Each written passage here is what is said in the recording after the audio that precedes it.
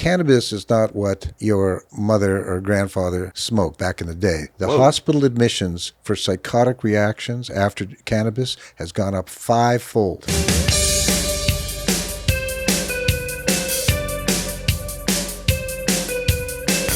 Dr. Better, thank you so much for being on the Recovery Valve podcast today. I'm so thankful that you stopped by. Where were you and your wife just coming in from? Just came back from Savannah. I was at the annual meeting of the Georgia Society of Addiction Medicine, believe it or not. How long were you there for?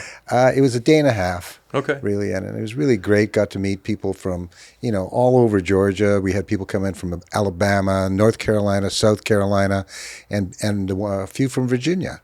Really? So it was really good interacting with folks, seeing them live, You're the very, very first doctor that we've had on the podcast. So I'm excited about it because I got a lot of questions. Okay. One thing that you mentioned on the questionnaire we sent you is that anything bought on the street these days is fentanyl. Guaranteed, 100%. It's worse now.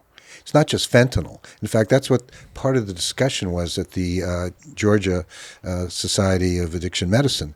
The contaminants, what people are putting into it as fillers, are as bad, if not worse, than the fentanyl. What are the fillers? What makes the drug so dangerous that it's killing people, that these microdose amounts? Well, it's not just microdose. It's the type of drug. So they're adding to an opioid, which is fentanyl. So they pretend that they're selling OxyContin. They're called like Oxy 30s or something. There's no such thing. All of that is fentanyl.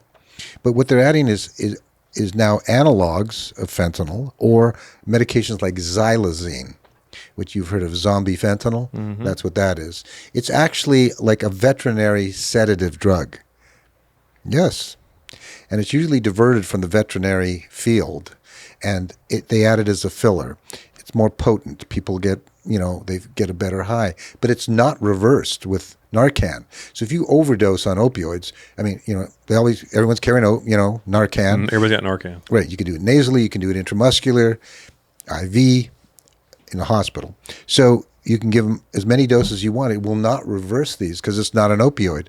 So it combines for a respiratory death. So you do want to reverse them.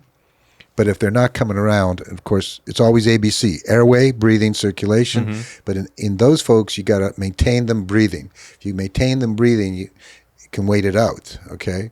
So we're changing our approach and understanding. If they're not coming around after Narcan, that means there's some other medication mixed into this. Now, they mix everything in. They can mix cocaine in.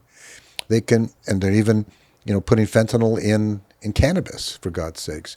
Makes it, better, right? And you want to come back and buy from that dealer. Yeah. Yeah. So it's very interesting. It's very scary out there. It is very scary out there. So a kid, I'm going to a party, so I'm going to get a little pain pill because get a buzz, right? Yeah. Well, that pain pill will kill him because there's fentanyl in it. There's no one is looking at the quality. There's no no one cares what's in that drug.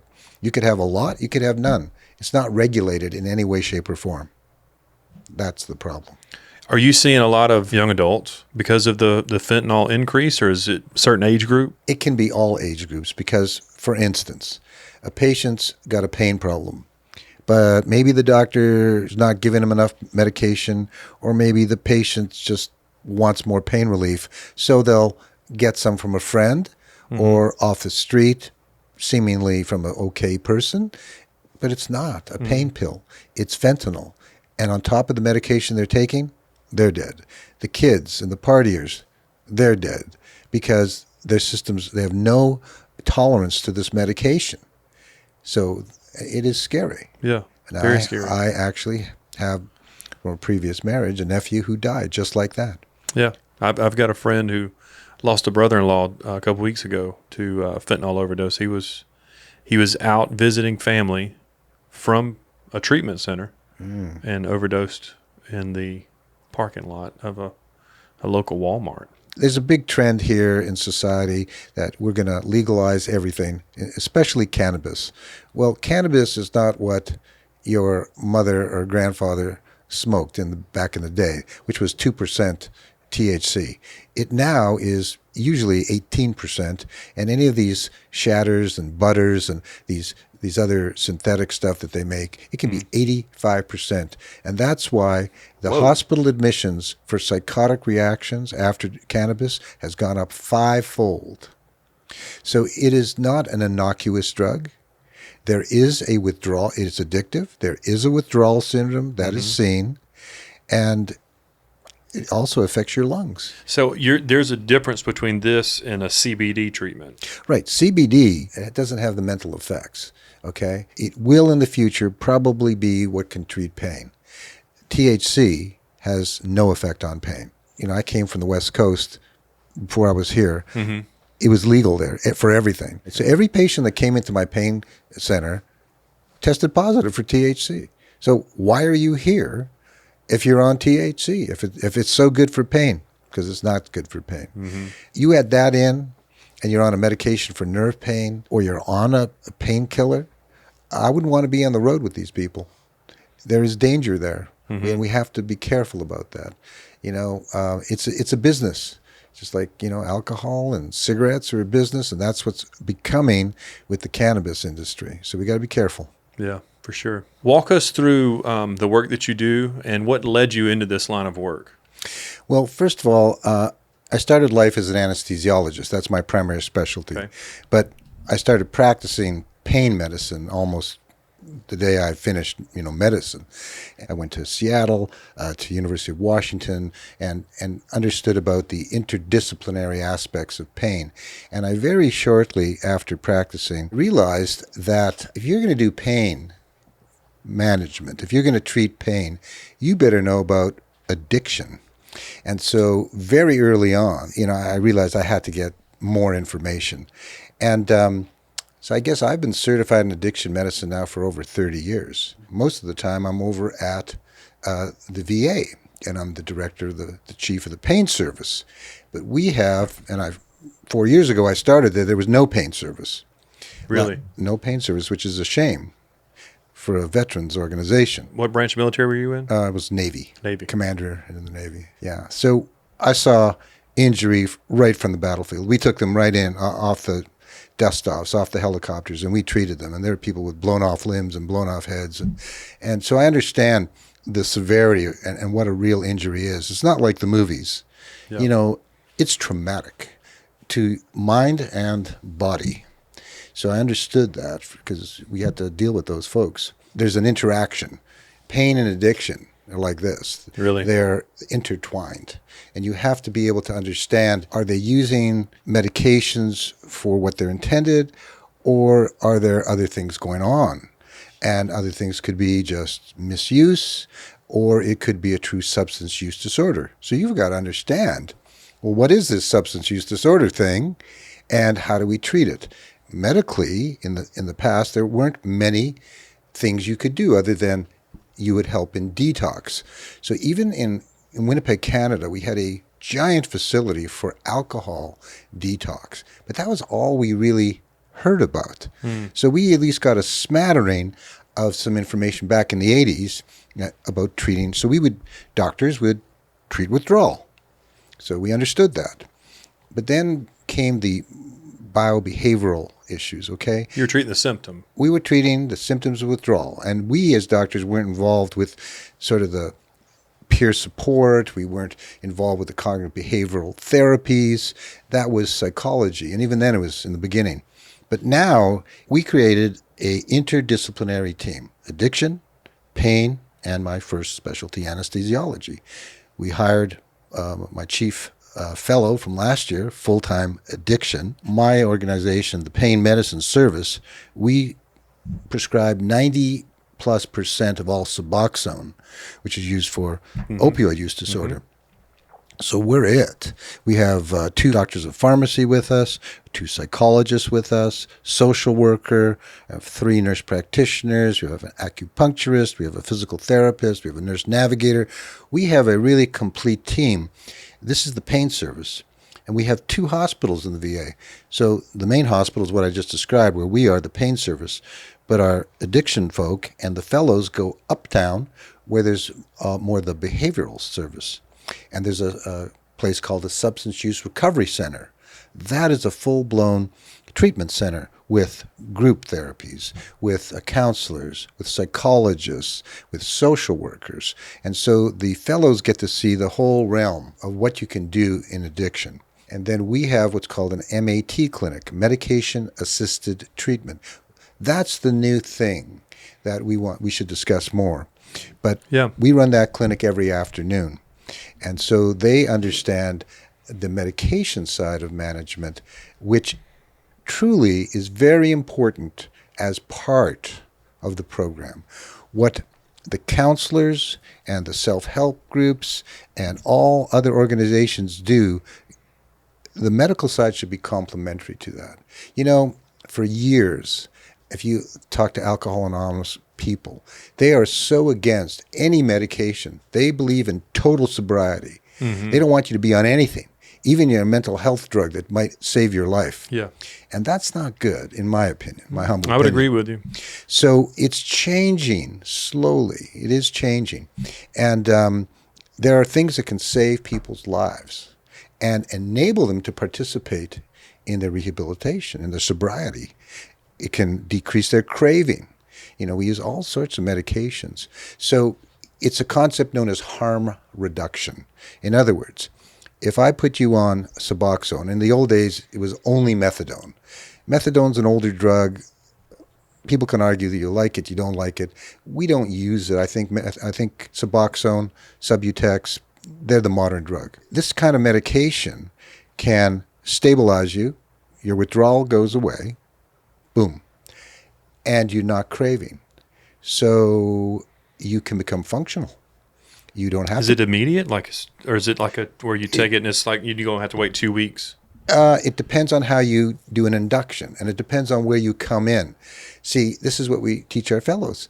If you come in withdrawal, we can fairly quickly stop that withdrawal, and you can stabilize.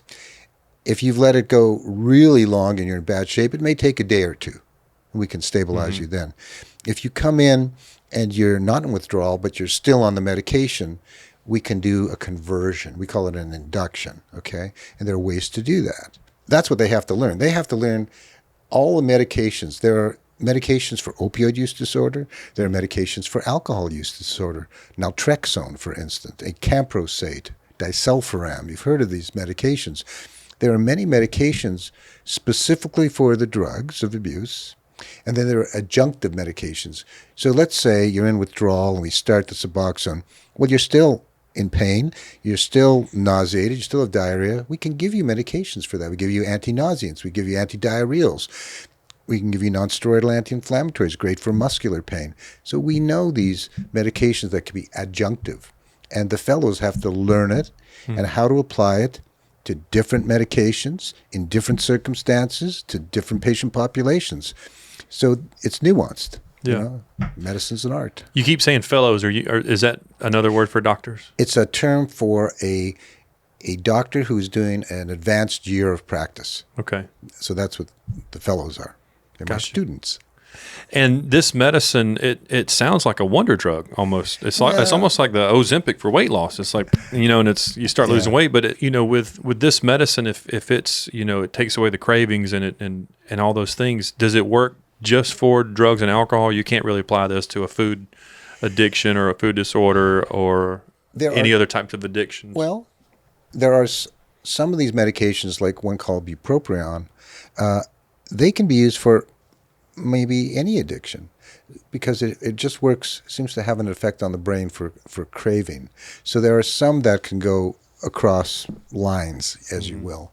There's no specific drug for amphetamine or stimulant disorder, but we are using some combinations now that are proving much more successful than it's ever been before. So there are things that can help. We have to be careful that we don't substitute one medication that may have addictive properties for another. Now, methadone is an opioid, right? It's a narcotic. But methadone has been shown over the years, people won't go out and shoot up, they won't get AIDS, they won't get liver disease, won't get hepatitis, etc.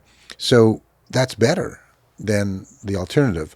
Suboxone is an opioid, narcotic, but it's a safer one, first of all, and it's easier to titrate up or down than methadone. Methadone's got a lot of issues, long half-life. It's hard to titrate it up, and it's hard to take you off it.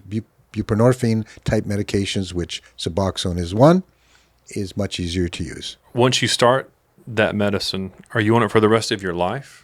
Not necessarily. No. A lot of people, as they get some sobriety behind them, at least a year, we can start slowly weaning them down because a lot of people do not want to be on anything, and we can help them out. I'm just thinking about all the recovery centers. Why aren't they like giving this out as an exit package plan? Like I went to treatment when I graduated, they gave me my final chip and said, we'll hope to not ever see you again, so there wasn't there was transitional housing, give you somewhere to not be on the street, but there wasn't here's what you need to do medically to not ever come back here again. Okay, so that just shows you the awareness, one. Two, addiction medicine formally is fairly new. There are stigmas about we don't want to give them another medication. We worry about that. Not we, but these treatment centers. Providers, yeah. It should all be linked, and there aren't enough of addiction physicians out there too. So they're trying to get primary care docs to not be afraid to use some of these medications. But if you leave, in my mind, when you graduate for a program, there should be an automatic link to maybe you see someone to talk about medication-assisted treatment. Is that something you're going to need? The option's there. If you feel that you've got cravings, you better check in and we can take care of it. So there's got to be better integration. I heard the mayor had an idea that he had picked up, a great idea, to have vending machines for Narcan. And that's just a sort of a Band-Aid, though. It's a great idea, but everything should be linked to treatment. A vending machine for Narcan? Yeah. Wow. I'm just telling you. Who's paying for it? How are you paying for it? Well, I don't know all the details. I just saw the picture of this thing, and it's an interesting concept that comes from somewhere else. But you know what? Needle exchange has been going on forever too. Mm-hmm. But do they link you to treatment? No, they just give you the needles, or the injection centers. They teach you how to inject. To me, this is criminal. If they're helping you, they better help you by linking to treatment. Otherwise, you're not solving the problem. Right. You're enabling. Yeah. You're talking about putting a Band-Aid on a busted dam. Like Clark's Hill, Exactly. It looks good, but it's not going to stay long. No. The program we're working on is the Addiction Medicine Fellowship Program. And we got that when I guess 5 years ago. I spent a year before I came on staff, and I helped them write a grant, and I'm actually the principal investigator on that grant. We brought in, I think it's $2.3 million. I helped because I put our point of view, because we had to develop a whole program. And so part of what we do is the medication-assisted treatment. That's part of what really helps them when they leave a program. It helps them when we've seen them, we've identified a problem. Not everyone goes through a full-blown program or a 30-day program. We see people and we do brief interventions for these people. I'll give you an example. I saw a patient the other day. His liver enzymes were up. And I said, well, how much did you drink? And I said, I may have a couple of shots, and then I'll have a couple of glasses of wine.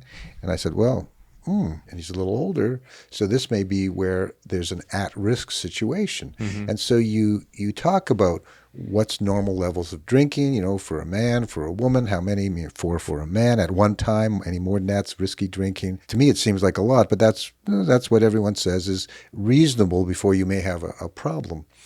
And it's less for women. They don't metabolize, probably 50% less metabolism of alcohol. And if you drink bubbly stuff, you get higher levels quicker. So there's all sorts of things. If you don't eat, you get higher levels in right away.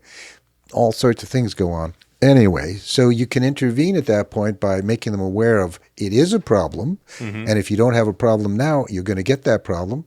But when you see something like liver enzymes up, so you can offer them at that time, look, we can give you naltrexone orally.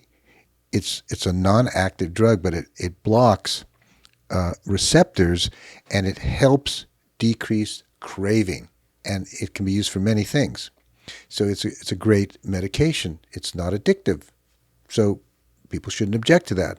But in this case, this individual said, "Well, I don't think so, Doc. I don't think I can change. So long story short, this person hasn't had a drink in months since I just made him aware of this, okay? Mm-hmm. And so these brief interventions, which any family doctor should be able to do, can lead to change in behavior. And so we teach the students, the fellows, all these techniques to be able to communicate with them, not to get into conflict with them, but to work with them, patient-centered care. And we can offer them referral to counseling, referral to psychiatry if they have some mental health problems, depression, or other things. And we can offer them medication. And we always say, look, you need to have a program like AA or NA or church-based. You need that type of program to help you as well. Some will go and some will not go. But the ones who do go do better. The ones who go and do medication-assisted treatment, they're probably doing better at 1 year. At 1 year, if you look at all programs, you still get 50% of people who have recidivism, who go back. Yeah, at 1 year. So 1 year is good, but you're not out of the woods. 5 year sobriety, if you're at 5 years, you're probably going to continue to do well. Now, people have life issues and things happen, and we know that. But it's like, you know what? When we look at chronic diseases such as diabetes, congestive heart failure, COPD, chronic obstructive lung disease, which is, like asthma, the rate of success in treating all those is about the same as treating addiction. They're no different. Look how many people have cookies when they're on their insulin. Well, that's like going off the wagon. You forget to take your blood pressure medications and your blood pressure goes up. Well, that's noncompliance. So you see, these chronic diseases is what exactly addiction is. It's a chronic disease. Yeah. It's not curable, but it is treatable. That's a great way to look at it. And chronic because it's ongoing. Ongoing. It's not acute. It's not going to go away. You've got it. What is it about the 5 year mark? Because I've heard that before. Once you hit 5 years, it's like, you've got it licked, There's nothing special about 5 years. It's looking at the data from all these centers and looking at who does good and who doesn't, who goes back and uses or starts drinking and who doesn't, and looking at thousands of patients over many, many years. This is what we see. This is what people collect data and analyze data. This is part of medicine, right? Right. And so we see that, don't get all excited at 1 year. You're just on the cusp. You got to work harder. But we know if they've made it to 5 years, they've worked the program well, and the chances are statistically that they're going to be okay. It's not that you have it licked. It's that you still have to work it every day, but you're on the right path. And things are going well. Yeah, and you made it to that mark because you made some obvious changes in your life. That's right. That got you to this landmark. Right, and usually it's a combination of things, right?